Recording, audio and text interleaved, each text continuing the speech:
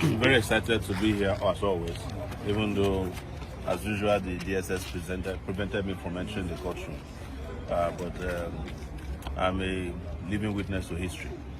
The first time my Mazda was abducted from Kenya and brought here, I was in court to warn them that, in fact, I was one of the few people that came here as soon as they did their kangaroo arraignment, that this case is not going anywhere, and that there's no way, it doesn't matter how long it takes, it's going to end up the way it started, as nothing, and it will end up as nothing, because there's nothing that can stand up on nothing.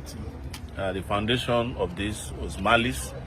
It was the suppression of a section of Nigerian people and the violation of the fundamental right of a Nigerian British citizen who was abducted from another country, brought here without due process, and detained indefinitely, even presented from having open and fair trial, which we have seen all over the time. As a matter of fact, today we already had an altercation with the DSS preventing people from moving around here.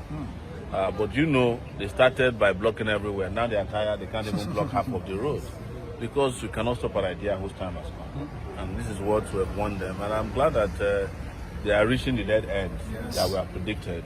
The dead end is that there will be a no case submission. In fact, I would have an issue with the lawyers if I were to be involved, because there's no need to even file a no case submission in a case that never existed in the first place. But you have to do your own legal work. And let me use this opportunity to also appreciate all the lawyers and all the people who have stood in solidarity with Nnamdi Kanu.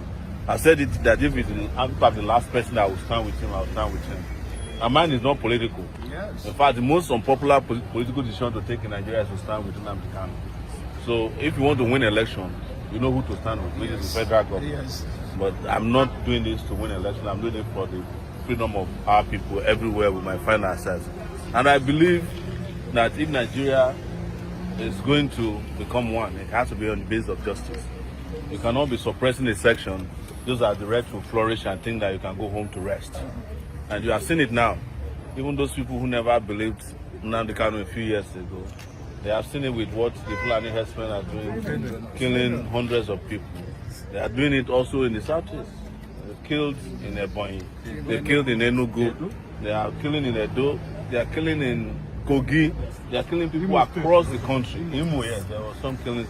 So this was what Nnamdi Kanu told you as a prophet. But he has always told me, when I met him in New York, that he's not a prophet. He's just saying the reality of what the Nigerian project is all about. That it was a fake project put together and it can never materialize until there's justice. And this is what we keep advising them.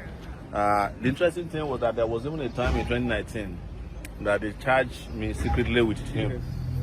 I filed a charge here that I connived with him to kill some policemen. So the case never came to trial, and it will never be. So we can't wait to see Nnamdi Kanu rejoin all of us. And I'm very certain that that will happen. Sure. It's just a matter of time. Yes. And it doesn't matter how long they do their case, which I never believed in that way. It has come to a situation where everybody has come to the understanding that there was no case, and the case will finally fall apart officially very soon.